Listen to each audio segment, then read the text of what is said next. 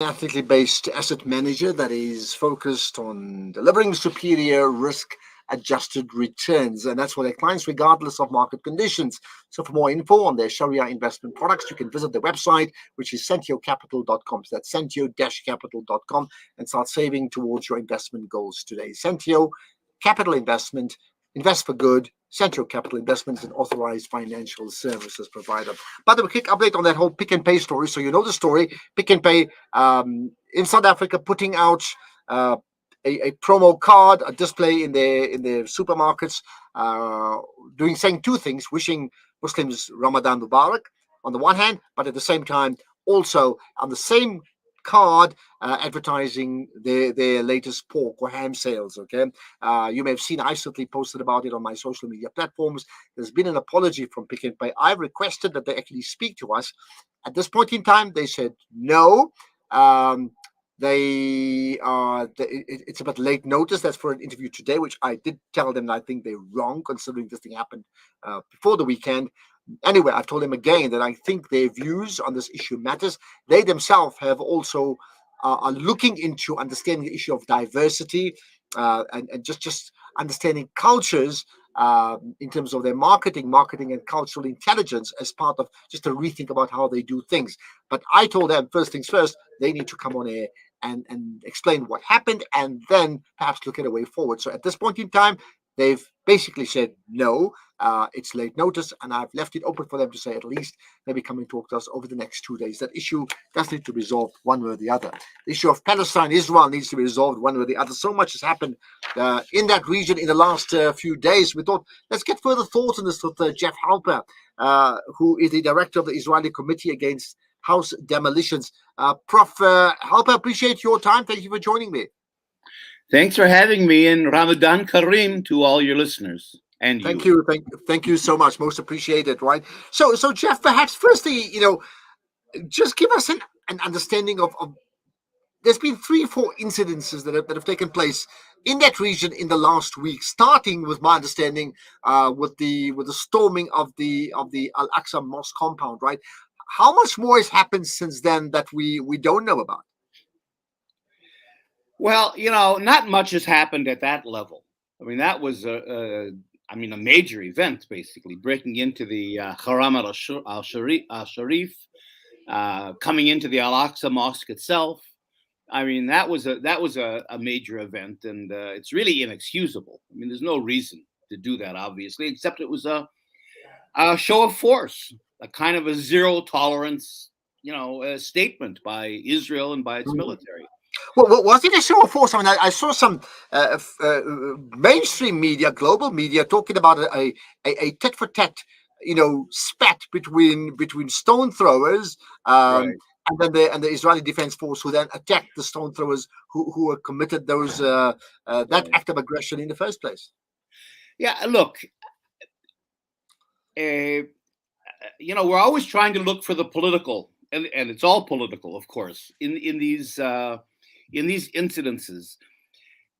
You know, the big picture is, in my view, that from Israel's point of view, the whole Palestine issue is finished. It's gone. There is no political context. Israel doesn't have to worry about how the Arab states, even Jordan, that did criticize what happened, they don't have to worry about that because all those states are normalizing with it. The Mm. Arab states need Israel, especially for its connection to the United States and for its military technologies, more than Israel needs the Arab states, basically. The entire world has moved on to Ukraine. Israel feels it succeeded in marginalizing the Palestinian issue. It's off the agenda worldwide.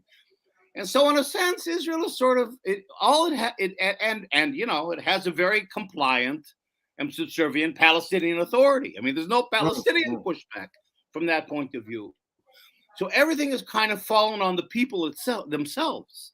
Last year, of course, the context of much of this is what was called the Unity Intifada in Ramadan last year, Mm. when Hamas attacked Israel and Israel attacked Gaza in a very brutal kind of a way over the issue of Al-Aqsa and of course Sheikh Jarrah and some of the neighborhoods in East Jerusalem. So I think the Palestinians are trying, the people are trying to keep the issue alive. I mean, it was an issue of stone throwing. That's true. And you have a lot of kids, and it's, the police are too provocative, and they're trying to come in as police do, and the kids react. And then that's true on the one hand. But on the other hand, I think there is a feeling among Palestinians that unless they somehow resist, unless they raise their voices, they raise their hands, maybe in terms of even stone throwing, the whole thing is finished. I mean, they're the only ones left, the people, and so I think from that point of view, there's a certain desperation among Palestinians. From the Israeli point of view, they know that as well, that they feel that it's over. And so they can basically do anything they want to do. Okay. And their message to the Palestinians is you're finished. We're going to pacify you. And if you know what's good for you, you'll just shut up and accept the existing situation. And that, I think, is Israel's. It's not a political message. It's a message saying the political stuff is over. And if you guys want to survive, you're going to have to survive under occupation. And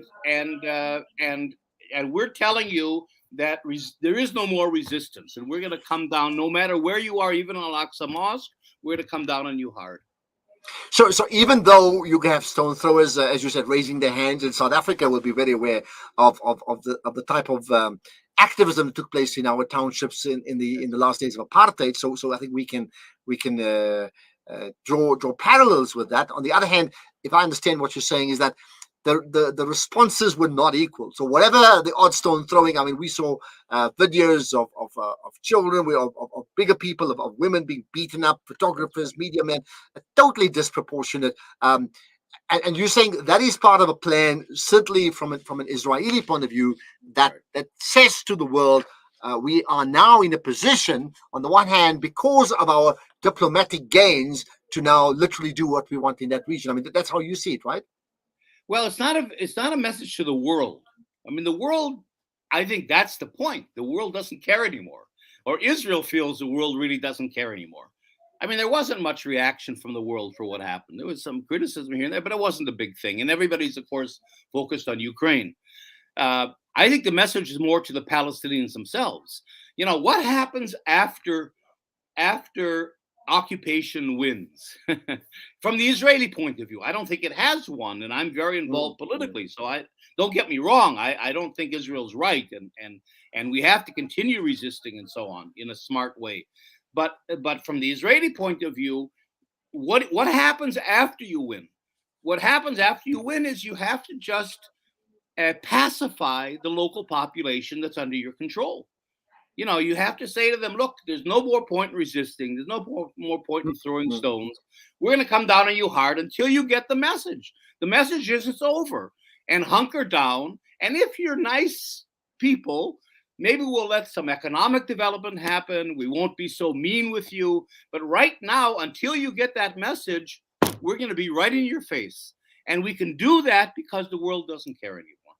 Okay, so lastly, therefore, when there's a cloud, we look for the silver lining, right? So is there a silver lining? Where is the silver lining? Well, the difference between the last days of apartheid was you had the ANC, and other resistance organizations. We don't have anything. There's no more PLO. That's the problem. The Palestinians have no political vehicle today. So I'm very involved in the One Democratic State campaign. I think we could really present an alternative political vision, which is one democratic state here, just very similar to what happened in your country. But we have to get, the problem is that the Palestinian Authority with the Israeli government are suffocating any kind of resistance, any kind of political movement. And so the Palestinians, I think it's going to be a process, have to either resuscitate the PLO and bypass the Palestinian Authority, or create a new organization and develop a political plan. And if they do that, I think they have tremendous international support. They are not alone. They don't have the support of governments, but they do have the support of the people that they can mobilize. and the ANC did that very effectively in your country. So Absolutely. that's why it's not over, but it's going to be a very difficult internal process for the Palestinians to do what has to be done to build that infrastructure that will eventually lead to their liberation. Well, thank you for that, for those insights. Certainly got me thinking, and I'm going to consider looking for this new movement or new vision coming out of the Palestinian region. At this point in time, it does appear there's just no hope. So where does the leadership come from that provides the vision and the hope that people need to latch on to? But Professor we Jeff do have a Halper, website called onestatecampaign.org that people got can that, look got up that. and see our manifesto. OneStateCampaign.org. Perfect. Thanks, Professor Jeff Halper, who's the director of the Israeli Committee Against House Demolitions, but also, as you've heard, part of that vision of the one state, as in one state in that region. In fact, we've got a voice note from someone who wants to remain anonymous, but that person's on the ground currently now in that Palestinian region. And listen to that.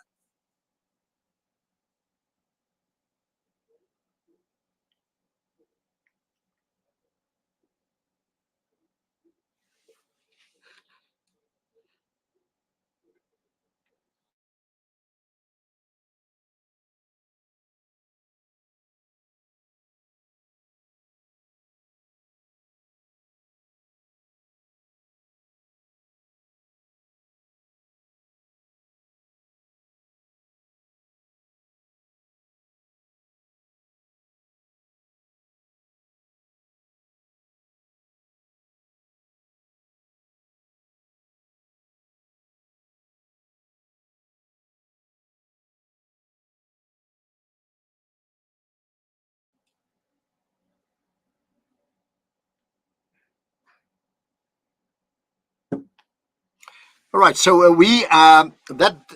certainly that should get you thinking. By the way, we've had some people asking about the conversation I had with Tembisa Fakude yesterday, giving his thoughts on that on the Mufti Menk at the iftar dinner in the UAE, and that particularly has greater currency on the back of the conversation I just had with Professor Jeff Halper about how Israel has been able to neutralize so many of the countries around that region. Now, if you wish to listen to that conversation or watch it, one is on the Salam Media YouTube channel, but go to the website. You'll find it as an audio as well as on Salam Media on Twitter, as well as on Salam Media on Facebook. So certainly check out for that. I think it's really thought-provoking, and you do well to listen out for that.